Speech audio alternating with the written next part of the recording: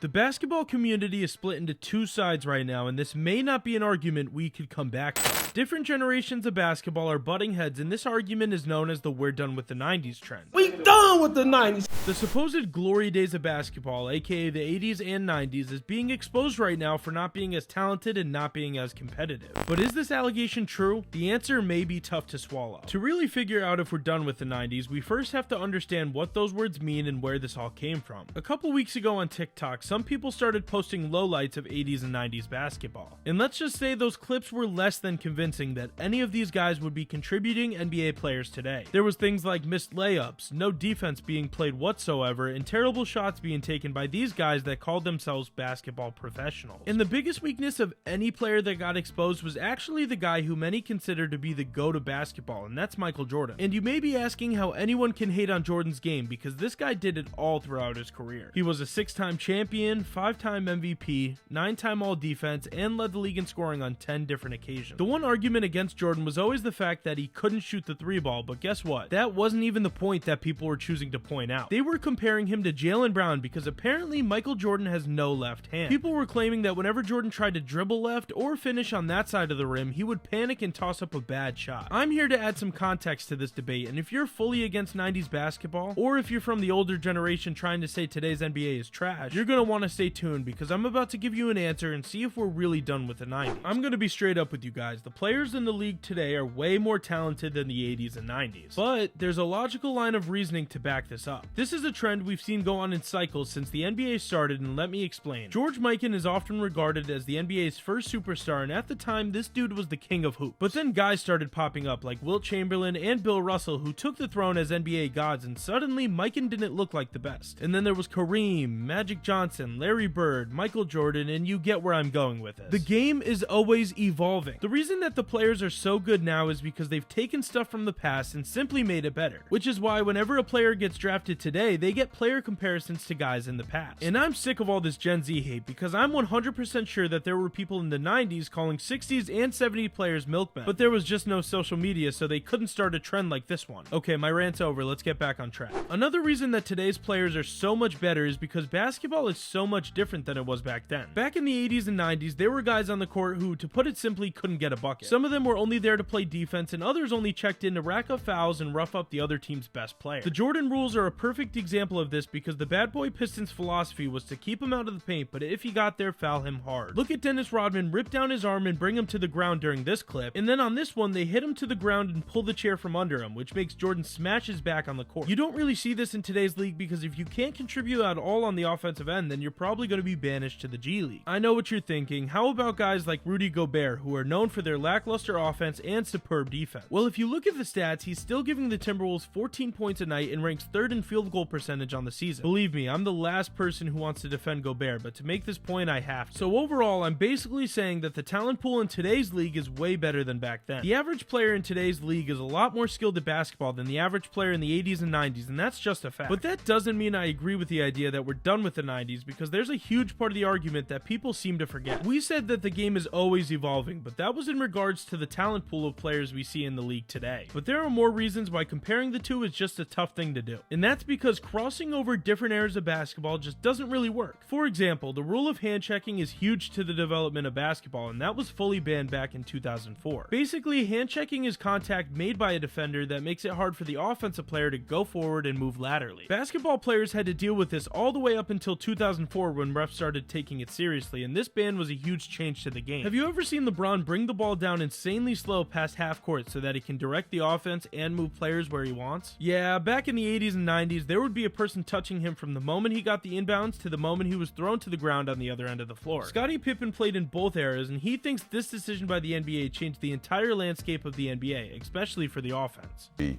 changed how the game is today, and that's why we see that there's a lot more scoring, a lot more freedom, movement out on the basketball court. There were other rule changes that affected the game too, like what constitutes a travel, what exactly was a double dribble, and the biggest one is the idea of a carry. I swear, every NBA player today carries the ball when they dribble, and if you disagree, look at the tape. They constantly bring the ball up to their hips, and for a slight second, sometimes more, they hold the ball like they're a waiter and nothing gets called. Back in the 80s and 90s, referees had no problem calling this whenever they saw it, and that limited a ton of talented ball handlers. The refs also loved to swallow their whistle and not call any fouls. Now, I do agree that today's NBA is a little soft when it comes to stuff like this, especially with guys like Trae Young and James Harden. I mean, they run into the paint looking for the foul rather than looking to finish at the rim. But I'll tell you right now, I'd much rather watch a bunch of highly skilled offensive guys play chess with some extra foul calls than whatever they did in the 80s and 90s, because it was honestly just MMA. Another reason you can't justifiably cross eras is because the playstyle is completely different. We always talk about guys who shaped the NBA like Jordan, Iverson, LeBron, and then we have to talk about that little guard who came out of Davidson and made basketball a 30-foot game. Or whenever that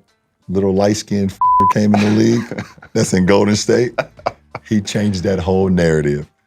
He did. He single-handedly changed the no lead is safe. Stephen Curry came into the league, and once they saw his play style of 3 is worth more than 2, the league immediately shifted. Teams realized that they need to have snipers on the perimeter, and one of their main focuses should be three-point shooting as a whole. Back in the 80s and 90s, this was a foreign idea, and aside from guys like Steve Kerr and Reggie Miller, three-point shooting was an afterthought. This playstyle change is directly correlated to why scoring is so much higher nowadays. So whenever someone brings up box score numbers as to why today's NBA is better, they aren't doing their full homework. Not only have there been changes within basketball, there have been changes to the world that have indirectly and directly changed the sport. For example, the more we start to understand about health and science affects everything about a player, from how they can recover from a back-to-back all the way to how they choose to rehab an injury. Today's NBA is way more prepared for things related to player health. If somebody got an injury today that sidelined them for 2 weeks, they might have been sidelined for 2 months in the 80s and 90s. We also have to talk about the technology that has come out which allows athletes across every sport to be at the top of their game. With one Google search and let's say a 15-minute Zoom session with a professional, an NBA player can have a full dietary and workout plan in less than a half hour. Back in the 80s and 90s, they would have to have a professional come either to their home or the practice facility, and they would have to map it all out. And there are more advancements that go deeper than that. There's new basketballs that can track how someone is shooting, and there's AI programs that can get advanced stats about almost anything. This stuff wasn't around in the 80s and 90s, and even though it might seem like a small advancement, I can guarantee you players today are happy they have access to it. Now it's time to answer this debate once and for all. Can players from back then play in today's league? And did Michael Jordan really not have a left hand? Let's start with the first one, and I'm going to be straight up, there's a lot of players who wouldn't make the NBA today. We just talked about how some of these guys were only there to foul, and when you compare role players back then to guys like Norman Powell and Michael Porter Jr., it's just not a fair argument. Today's role players are being asked to, at times, create their own shot and provide an offensive spark to their team. While back then, role players were usually asked to play serviceable defense and keep the stars on the team out of foul trouble. Not all of them, but most of them were just doing the bare minimum. But there's one big aspect to this that everyone seems to leave out. If you drop the stars from the 80s and 90s in today's league and gave them time to adjust and train the way the NBA is structured now, they would be phenomenal. Sure, Magic Johnson's inability to shoot would hurt him if you took him straight from the 80s and put him in 2024, but if you gave him time to adjust, he would undoubtedly improve his shooting and still have his defensive prowess and otherworldly passing. And I don't even want to think about how many times Michael Jordan would get to the free throw line in today's league. The fouls in today's league are just so ticky-tacky that he would drive and get a free throw every time, and he would probably make both of them because he was an 84% career free throw shooter. So yes, if you take guys from the past and don't let them switch up their game, they would definitely struggle. But all of their work ethics were insane, and every single NBA player has one thing in common. They've worked hard at basketball to get to the top. To be an NBA player in any era, you have to sacrifice and you have to be in the gym all the time. And the big conclusion for this video is yes, Michael Jordan had a left hand. Jimmy High Roller broke it down in his video about this topic, and the narrative that Jordan was a liability with the ball in his left hand is kinda just false. He's one of the best finishers in NBA history, so I'm gonna leave it at that. We're not entirely done with the 90s, but the game has gotten better, and that's how James Naismith would have wanted it.